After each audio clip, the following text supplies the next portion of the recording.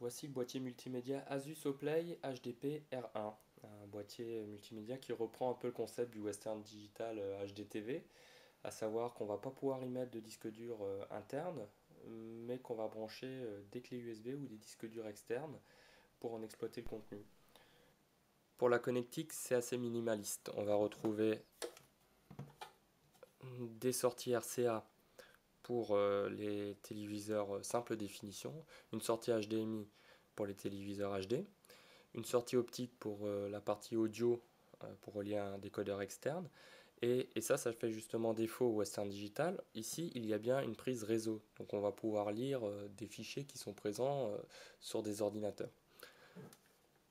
Sur le flanc gauche de l'appareil, on retrouve une prise eSATA et une prise USB host. Alors ces deux prises vont pouvoir permettre de relier des clés USB ou des disques durs externes. Alors on termine avec la télécommande qui est en fait pas très longue mais assez épaisse.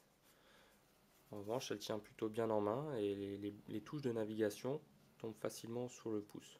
Là, on a le pavé directionnel, la touche pour retourner à l'interface d'accueil et puis le bouton précédent. En revanche, un des gros défauts, c'est qu'il n'y a aucune touche qui est prévue pour augmenter ou diminuer le niveau sonore. On sera obligé de passer par la télécommande de la télévision ou de son ampli audio pour ajuster le niveau sonore.